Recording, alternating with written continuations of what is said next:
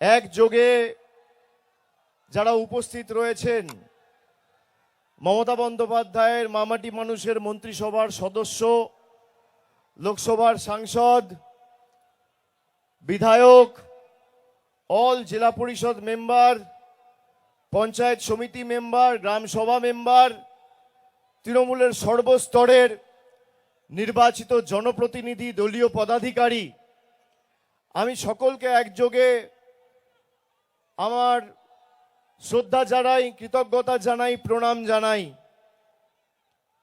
আজকে এখানে আসার আগে আস্তে আস্তে আপনারা জানেন আজকে এসআইআর নিয়ে সুপ্রিম কোর্টে হিয়ারিং ছিল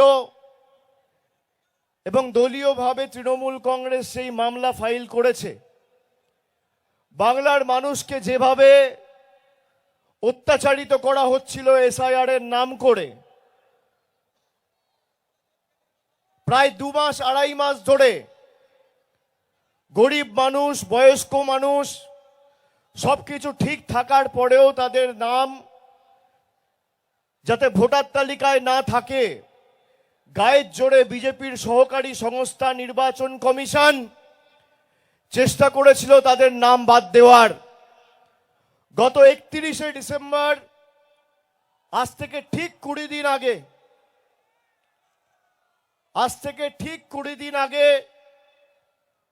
আমি দিল্লিতে গেছিলাম। আমাদের 10 জনের প্রতিনিধি দল চিফ ইলেকশন কমিশনারের সাথে বৈঠক করেছিল। আমাদের দাবি ছিল এই যে 1,35,00,000 লজিক্যাল ডিসক্রিপেন্সির নামে মানুষকে হেনস্থা করা হচ্ছে, সবকিছু ঠিক থাকার পরেও হিয়ারিং নোটিশ পাঠানো হচ্ছে, এদের তালিকা প্রকাশ করুন। নির্বাচন কমিশন বলেছিল আমরা তালিকা প্রকাশ করব না। তার কারণ তালিকা যদি প্রকাশিত হতো এদের খেলাটা ধরা পড়ে যেত। আমরা বলেছিলাম যে হিয়ারিং ভেন্যুতে আমাদের দলের বিএলএ-2রা থাকবে, নির্বাচন কমিশন বলেছিল থাকবে না। আমরা বলেছিলাম নির্দেশিকা তাহলে আপনি জারি করুন, যদি নির্দেশিকা জারি না করেন তৃণমূল কংগ্রেস হিয়ারিং ভেন্যু ছাড়বে না।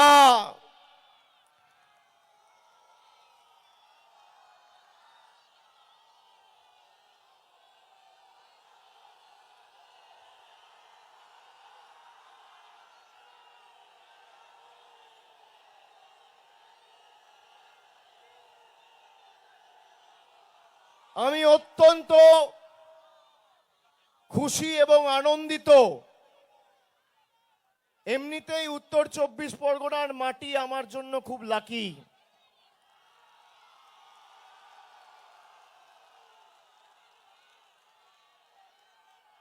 এই মাটি স্পর্শ মানে জয় নিশ্চিত।